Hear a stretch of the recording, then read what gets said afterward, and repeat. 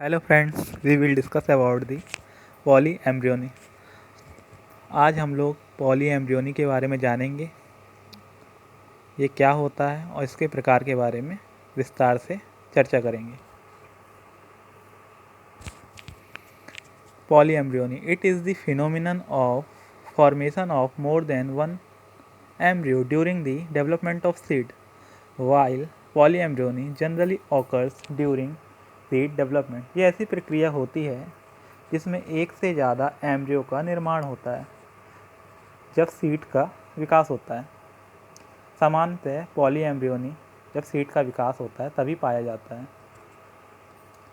Polyembryony की discovery Leeuwenhoek ने की थी 1719 में, जब वो सिट्रस के केस में स्टडी कर रहे थे। पॉलीएम्ब्रियोनी 3 प्रकार के होते हैं सामान्यतः। पहला होता है first one simple polyembryony, second होता है क्लीवेज पॉलीएम्ब्रियोनी और तीसरा होता है एडवेंटेटिव पॉलीएम्ब्रियोनी। पहला सिंपल पॉलीएम्ब्रियोनी किसे कहते हैं? It is due to the fertilization of more than one egg cell in an ovule. जब एग सेल में एक से ज़्यादा एग सेल में फर्टिलाइजेशन होता है, एक से ज़्यादा एग सेल में फर्टिलाइजेशन होता है ओव्यूल में, तो उसको हम सिंपल पॉलीएम्ब्रियोनी कहते हैं।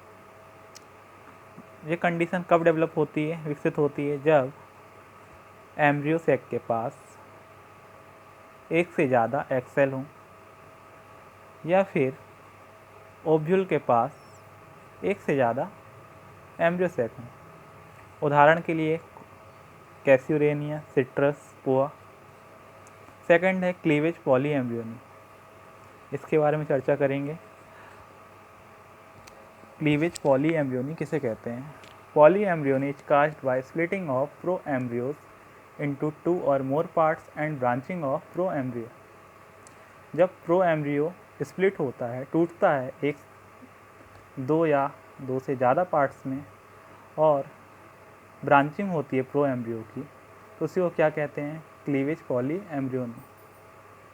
इसका एक और कारण है, अनदर रीज़न, जब स्प्लिटिंग ऑफ सस्पेंसर, जब सस्पेंसर टूटता है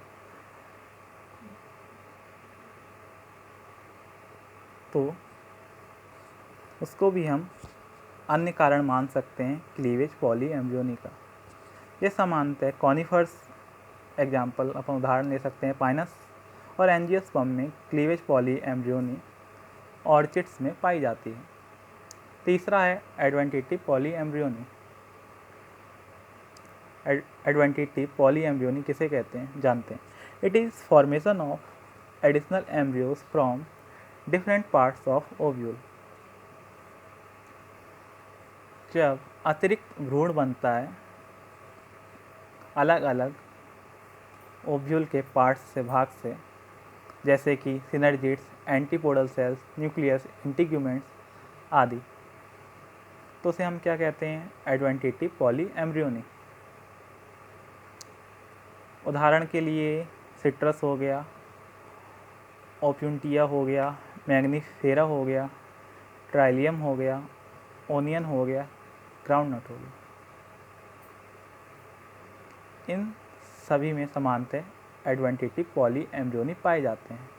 thank you each and everyone.